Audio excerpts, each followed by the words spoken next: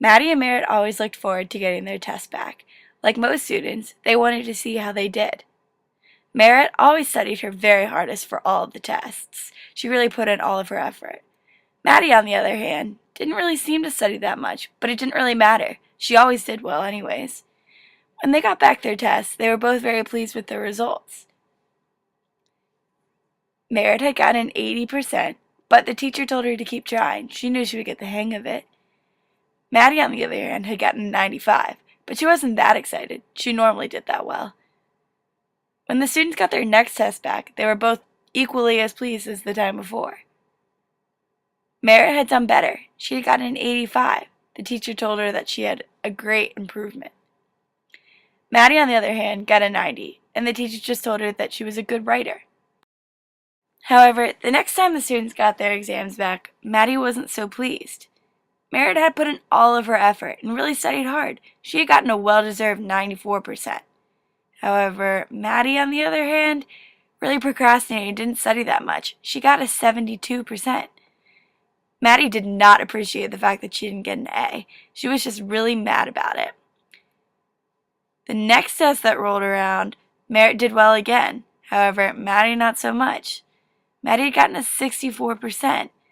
She was really unhappy about it. However, Merritt had gotten a 92%. Her grades just continued to keep going up. The teacher did not know what was going on with Maddie's grades. She couldn't figure out why such a bright student had dropped so low. She tried talking to Maddie, but Maddie just put her head down and didn't listen to the teacher. Maddie made it seem like she didn't care. She didn't actually want to do well anymore. The teacher congratulated Merritt on working so hard and finally getting good grades in her class. The next week, Maddie really didn't pay any attention in class. She stayed on her phone all class. Merritt really tried her hardest. She always paid attention. However, Maddie really didn't listen to the teacher at all. Maddie was completely checked out. She didn't want anything to do with the class if she wasn't going to get an A. Merritt went home every night and studied her little heart out. She really tried her best. She didn't want to get bad grades. She knew that if she put in the effort, she was capable of getting an A. The teacher had convinced her. However, Maddie went home and talked on her phone, pretty much did anything except for study for the class. Maddie and Merritt, who used to be really great friends, all of a sudden didn't get along. Maddie made fun of Merritt for doing well in class. However, Merritt just didn't understand, and neither did the teacher. The teacher couldn't possibly understand why such a bright student was now failing. However, the situation would make perfect sense to a person like Carol Dweck. Carol Dweck introduced the idea of a growth mindset and a fixed mindset.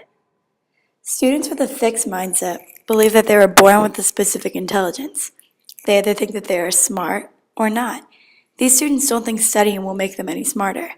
Maddie is the perfect example of a fixed mindset student. At first, Maddie was very successful without much effort.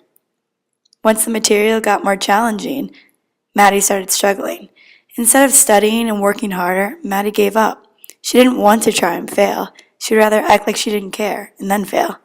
Like many students in today's society, Maddie is not resilient to failure. Instead of trying harder, she would simply rather give up. However, not all students have a fixed mindset. Some students have a growth mindset. When students have a growth mindset, they believe that they determine their own intelligence. These students believe that they will succeed if they put in the effort.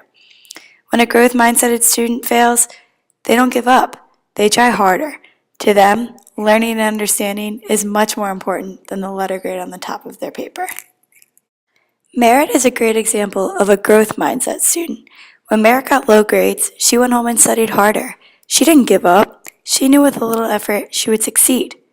In the end, Merritt ended up doing so much better than Maddie, all thanks to her growth mindset.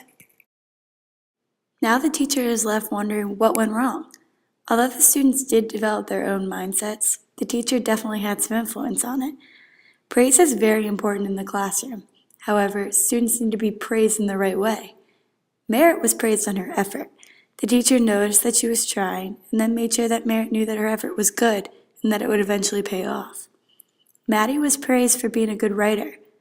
The fact that the teacher commented and told her that she was a great writer made Maddie think she was naturally a good writer and she didn't have to put a ton of effort into succeeding.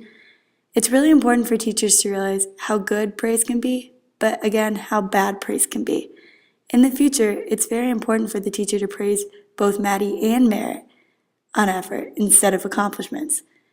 Praising for effort will encourage more growth mindsets, and students will continue to be more successful and become more resilient to failure. All students would benefit from a growth mindset instead of a fixed mindset in the long run.